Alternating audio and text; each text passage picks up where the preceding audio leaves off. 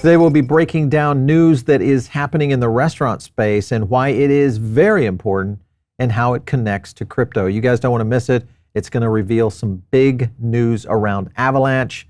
My name is Paul Barron. Welcome back into Tech Path. Let's get into it today. We're going to talk about a lot of things around some of the biggest restaurant brands out there, some of the loyalty programs, and how blockchain could play into this.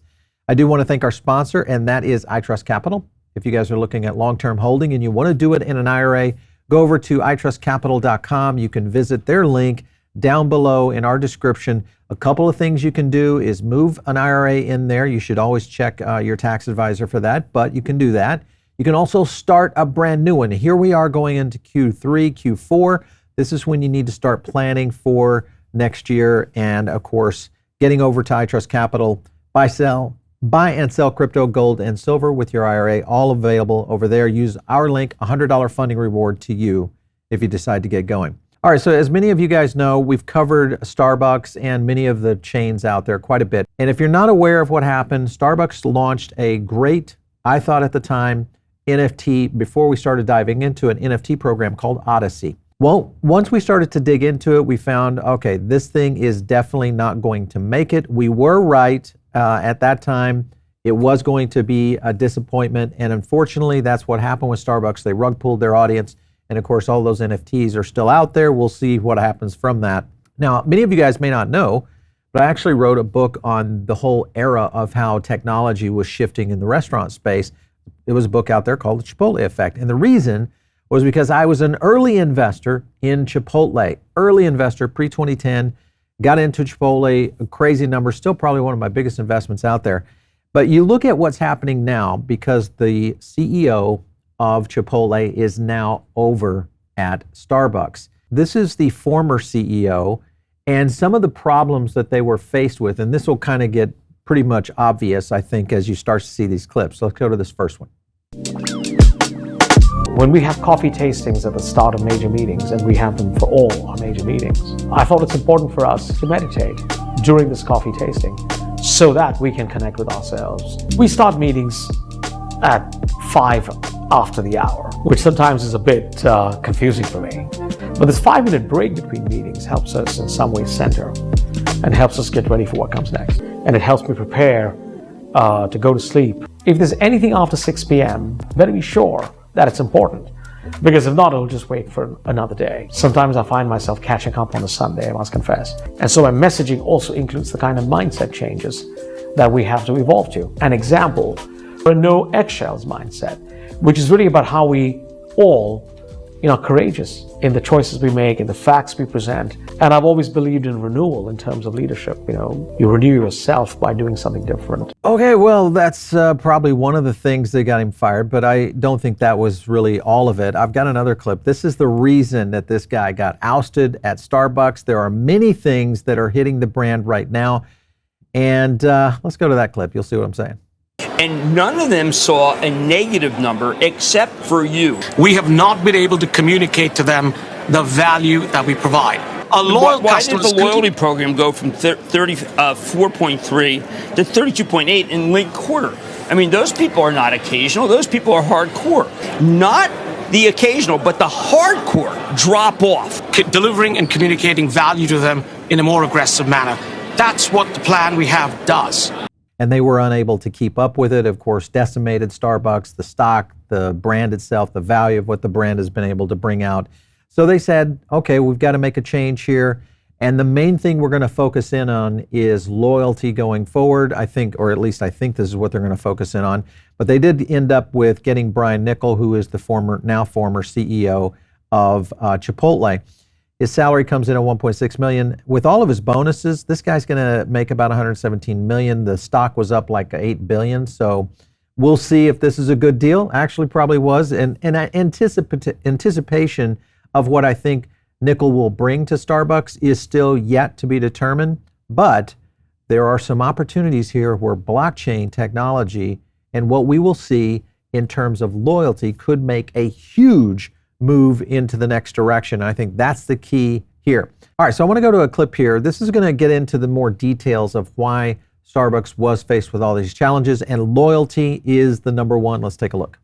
So what have you found? Starbucks, arguably, the leading or one of the leading mainstream consumer loyalty programs on planet Earth, they doubled the number of Starbucks stars that were required to redeem a free cup of coffee. This happened early last year. Probably at this point, close to $500 billion worth of value sloshing around these different units of loyalty. And so if we just conservatively take like a 20% depreciation rate, it's tens of billions of dollars that consumers are losing in purchasing power just from loyalty points, right? Let alone the melting, fiat ice cube in their checking account. The second really key pain point is around flexibility.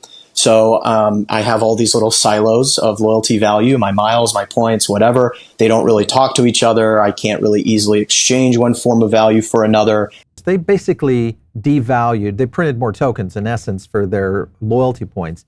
And that's where I think crypto will change the dynamic around all of this for not only the customer, but also for the brands themselves and understanding how to create value at the brand.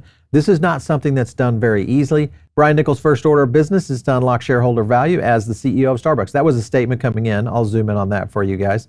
But you can kind of see the Laxman portion size versus the Brian Niccol. And this is just a kind of a pun on the whole meme scenario of the reduced portion sizes over at Chipotle. Value, of course, does not necessarily mean portion size. There's a lot more to it. And I think this is the whole thing around loyalty points and why it's very important going forward. Subway, they called an emergency meeting with franchisees. And the reason? Sales are plummeting. Now, many people would say, hey, well, Paul, it's the inflation data. It's the amount of job pressure that we're seeing. It's the macro pressure that's causing all these restaurants to take a step back.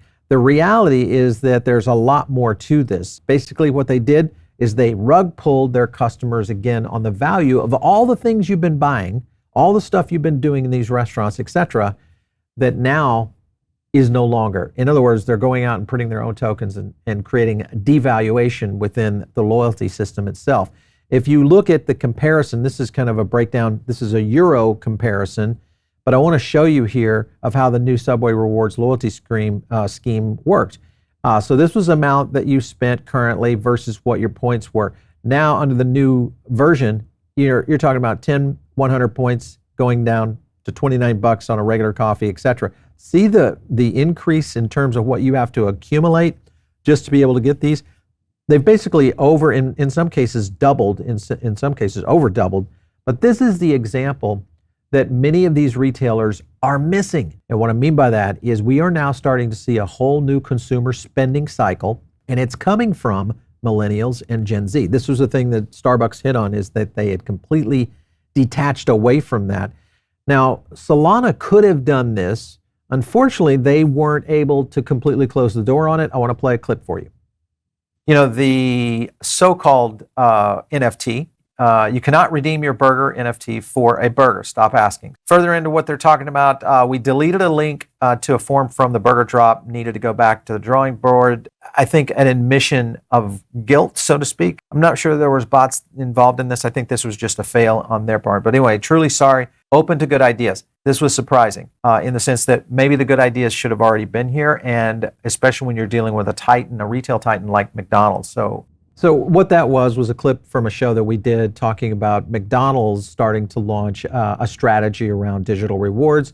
Solana somewhat hijacked it. They tried to kind of work their way around it. And I think that put a lot of bad taste in the industry's mouth in terms of restaurants that we're looking at, and retailers too.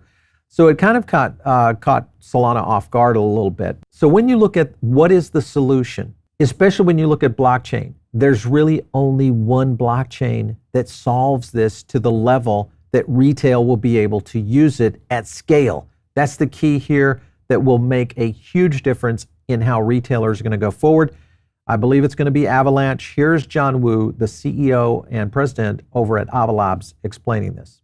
So loyalty in the US, like Starbucks, is not as exciting, in my opinion, as loyalty in Asia. We're working with one of the largest conglomerates, SK. What they have their own subnet, and if you go back to that, it was the UPTN subnet. You'll see on this one right here, about 24 million Korean users, 40% of the population in Korea, and about 100,000 unique merchants.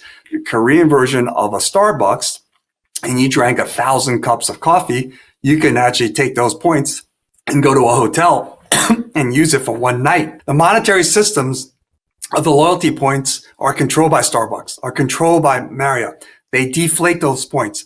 Out of the 24 million, it's only been around like a month or two, and already 200,000 people have now migrated to the blockchain version of that. So what they've done is on this same app chain, they actually created 2 more applications all on their UPTN, subnet. One of them is event ticketing. Then they've also done it for e-gaming team in Korea. That's also a very younger audience. It's a younger audience with a lot of passionate followers. And what they've done pragmatically is they've already started lowering the average age of the users in OK Cash for SK Planet. You go back and look at when we were doing that back in November of last year and where it is today, this is just a fraction of the impact that this will have on retail orientation, whether it's food, hospitality, retail. A lot of companies out there, especially on even direct to consumer, that would be affected by this. This is going to be a huge opportunity, I think, for blockchain. Again, as you've probably heard me say this many times, this is the killer app, guys. This is the killer app of blockchains like Avalanche when we see the need appear. And I think that's what's happened now. You're going to have brands like McDonald's, Chipotle, Starbucks, Subway, if they get smart, and a handful of others that I think are going to migrate quickly. And they're going to get to a position where they start to build what is real loyalty. And that's the key here. I want to go to another clip because this will explain what could be coming. Take a look. Tokenizing activity, again, through loyalty. In the space, there's actually literally there's a company out there, Helium. That's really creative, and I'm actually surprised that. Unfortunately, that's not on Avalanche, but there's another one that's coming on Avalanche. It's not announced yet, so I can't give it away. But they have an even, I think, cooler solution, again, to basically tokenize real-world activity and provide value to individual users. Now, you've got a couple of coffee companies out there that have already started to kind of move in this direction. Introduction of how they've built in a blockchain-backed coffee product. This is a cold brew that is now co-branded with Kraken. And this is just one step in the future. Now, Kraken could start to build out a whole set of rewards with things like coffee, etc. But I think this is the thing that starts to play into this. Now, if you look back at the origination of Starbucks, Howard Schultz was one of the original founders in there that got what Starbucks was. Go read his book. It's called Pour Your Heart Into It. And the beginning of it was a very small, very brand connected to the customer. And at that time, I would argue that those were the degens of their day. This is a good example of a company like Raposa, a coffee company, that understands this. We did an interview with them. Take a look. I think that they just didn't really connect on the reward side of things in my perspective. They might have lost touch with who they were, who their users were. And I think it just goes to show that a brand like us, not to toot our own horn, but knowing who your community is from the very beginning is just such a big plus. All right, so this is just one of many that are going to make their way into the market. You're going to see a revamp of how loyalty systems are done. Blockchain will be the cornerstone of this. I think the chains like Avalanche are going to be the ones that lead the way. And if Starbucks is going to resurrect their brand in terms of loyalty acquisition and getting into a new generation, the only way that they do this is through blockchain.